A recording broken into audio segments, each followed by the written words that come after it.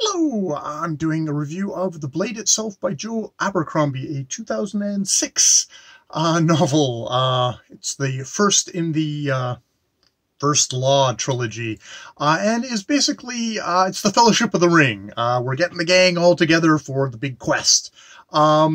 But like kind of a George R.R. Martin novel, it's told through multiple viewpoint characters. So I'm assuming, like a George R.R. Martin novel, shouldn't get super attached to any one person in that book.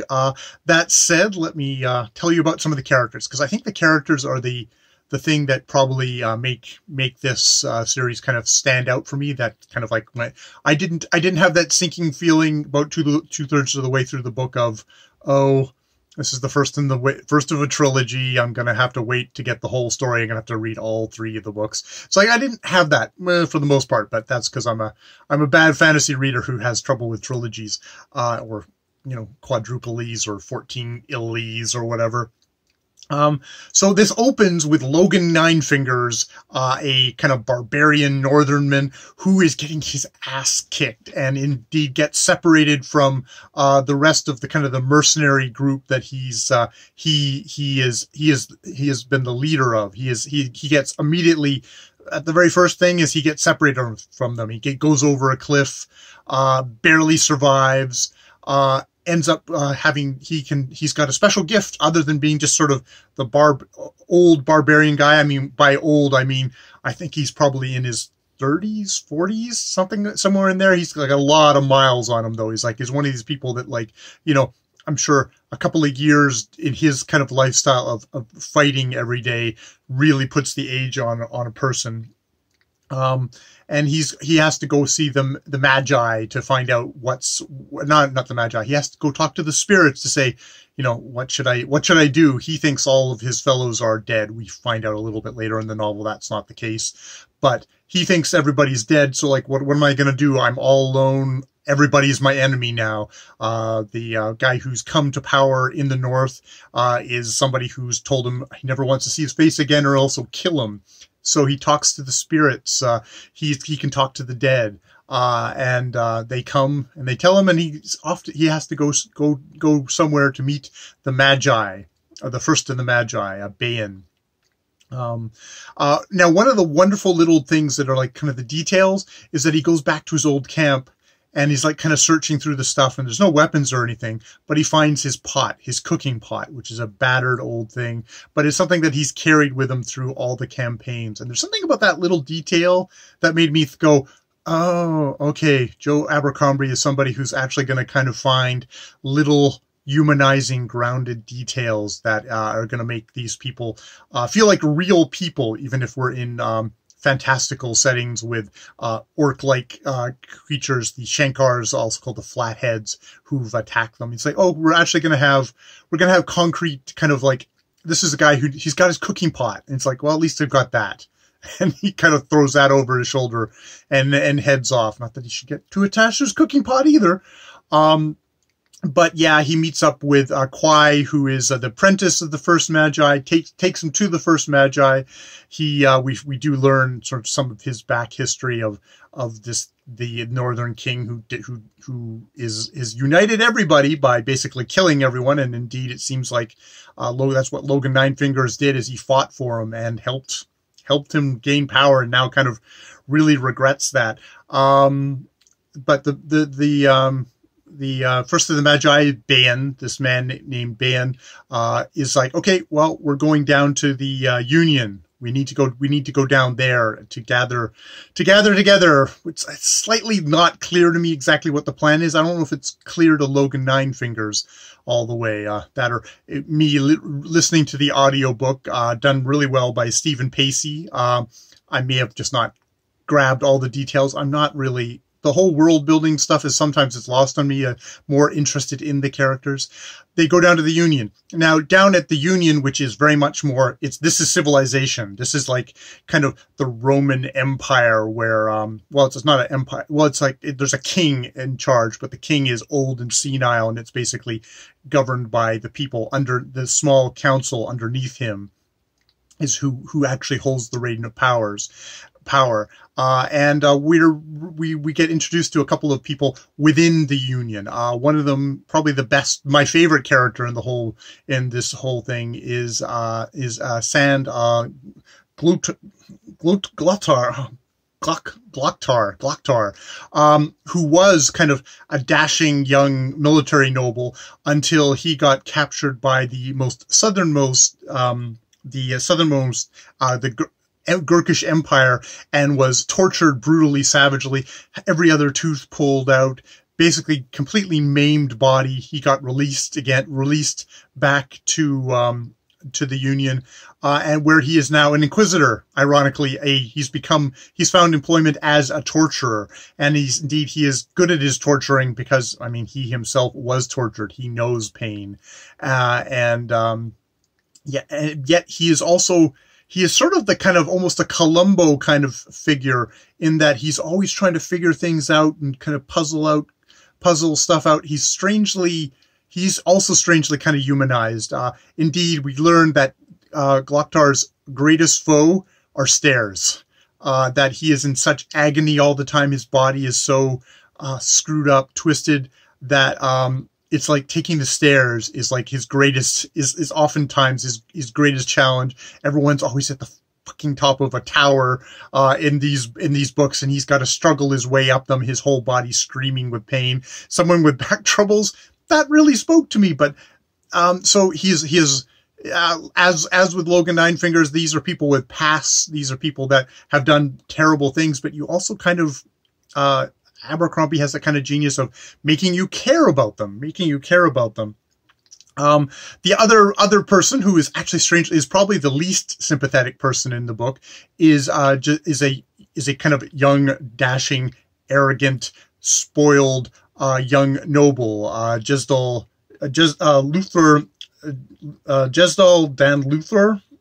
Yes, Jesdal Dan Luther, who is like, oh, I have to kind of enter this fencing thing because that's the way I'm going to get, my daddy's still going to give me an allowance, and that's how I'm going to advance my career, but I don't really want to do it. I really don't want to do the work. And he's got a friend, Colum West, who is helping him, who is a kind of more of a commoner, who has kind of worked his way up and fought his way and done all this stuff to rise very high in the army, much to the much to the displeasure of all the nobles around him who sneer at him. He has a hard time even getting the junior members to actually kind of obey his commands and stuff like that, because it's such that kind of stratified command where it's like, why would you have a commoner that would actually tell me what to do, even if he is somebody who's by his own grit and stuff like that pulled himself up. But so yeah, we get a lot of Jesdal at the beginning, and he is really kind of, he is an arrogant twerp who won't do the work. He falls in love with West's sister, Ardy, and it's like, and you know, think, and West is like, you stay the away from my sister, I will kill you, because it's like, she has come from their family estate in the kind of the upper part of the empire, very endangered part of the empire, a northern part of the empire called England, which is indeed being threatened by that northern king up there, and there's indeed stirrings of war, and he's brought her down because they're probably going to be sending troops up, and indeed that develops as we go along in the story of, we're going to get threat from the north and also the threat from the Gurkish Empire from the south. So this is it. The Union is shown as very much a kind of a corrupt, kind of spoiled, weak, while seemingly rich and powerful society. It's got a lot of rot that makes you think, oh, this is pretty weak. You could shove on this hard and it's all going to collapse. And there's a lot of people who are, you know, surrounding them that could quite easily shove them hard. So we are getting some of that kind of political stuff happening, introduced through kind of all these different characters. We also get kind of a much more down south. We get this whole story of Pharaoh Malgin, who is she's a slave, a former slave of the Gurkish Empire, escape slave, with people really, really hunting her, like very powerful people continually hunting her. She was a slave to the prince who became the emperor, but there seems to be like extra special interest in her, and she is amazing with the bow. She's incredibly fast. She's incredibly good at healing and all that. She's assisted by what turns out to be another mage who is helping her escape, and they are indeed also getting to the capital of the Union, which I can't remember the name of. But yeah, so all this is happening, and it's basically, this is the first novel. They're all getting together, but what you're caring about, what I find the thing that makes it satisfying is you care about these characters. I really care about Glocktar. I really want him to not be just sucked up by the evil guys. I don't think he is. This does seem to be one of these grimdark books where, like a George R. R. Martin, where he can be a despicable character who's like, yeah, he's torturing people to death.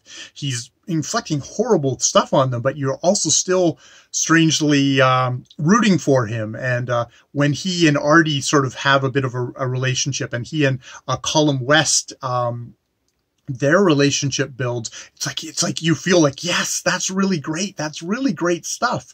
If I have kind of criticisms for the book, I guess, yeah, it does feel a little bit derivative in the sense that I do think of Fellowship of the Rings. This is like, okay, we're getting everyone together for the thing, but it's not so much there's a high elves. This is strictly being done by Bayan, who is a really well constructed wizard, because he is not like great noble wizard. He comes across as, that's when he presents himself at the palace, it's sort of one of the things of, hi, I'm the super ancient mythical legendary Bayan that was here before your civilization thing. And they're like, yeah, sure you were. And they assign Glocktar to expose him.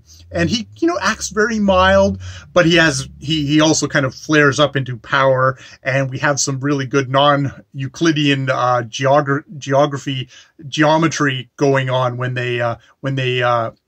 he takes them to kind of the special center of the Union, and where the Maker had created this great tower.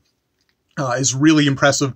So Abercrombie is good at character, but he's also good at creating kind of an eerie, really uncomfortable, like, this is how magic should feel. This should feel not natural. Everyone who is not a magi is just like, oh, this is like, I don't want to be here. This is so gross. This is deeply unsettling. So he's really good at that.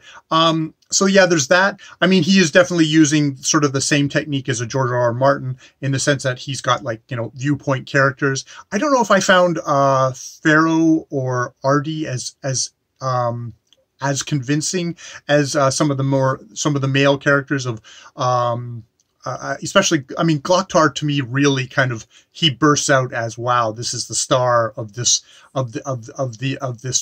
bunch. Logan Ninefingers, I kind of puzzled through the novel going like, why has he been selected? I mean, he sounds like he was probably quite the warrior when he was younger. And I mean, he's still very smart and like has all the like kind of cunning of like a general, and like, can really break things down strategically, but he's a relatively, when you speak, it's like a super athlete. When a super athlete hits 30 or 40, they're kind of too old for their profession. And you get the sense that, Logan Ninefingers might be the same way. That actually gets, by the end of the very, very end of the book, you suddenly go, oh, that's why it is. So yeah, that was good. Maybe there's a few too long of action sequences for me. I'm much more about the characters, but the action sequences are suitably brutal and bloody, and you feel the smashing around. So yeah, I mean, all in all, yeah, a really fun first volume in this thing. It's a trilogy, which I really like. I think there's standalone books after that, but it's like I would be satisfied if I think I can, having read this first one, I actually want to go on to the second novel in the series, which is high compliment for me, because I start a lot of these series And I just read the first one and go, yeah, that was fine, but I don't feel any great need to go on to the next one. This one, it's like, oh, I care about the characters, so I'm going to go on to the next one. I don't really care about, you know, there's a lot of the world building and stuff like that. I have to admit, I kind of went into the wiki to kind of make sure I got the names right and stuff like that, since I was doing it with an audiobook. And I actually learned, okay, oh, that's what they're talking about. There's a prophet down in the Gurkish Empire who's the rule power behind the throne. And I think I got that in the book. And if I'd been paying more attention, I would have pumped that up more. But it's like, oh, so this is not, there's a political struggle going on, but there's also more of a magical, mythical struggle between forces of good and evil. And you get like, so there's the first law, and this first law, which is the name of the series, which is it's forbidden to touch the other side, to communicate, to summon demons, or to open the gates of hell. And the second law is it is forbidden to eat the flesh of men, which you get because there are these creatures called the Eaters, which are apparently human beings who have a certain propensity, which get caught by this second magi down in the prophet, and get turned to eaters, where you eat the flesh of men, and you can invests you with power. And indeed, within this story here, we find a body outside of a tower. It's outside of a tower near where they were staying, near where Logan Ninefingers, the Bayan, and the first of the magic, and his apprentice, and the others were staying. And it's like they find a body with bite marks on it, like it's been eaten, it's been savaged, and there's human bite marks on it. And you think, that's an eater.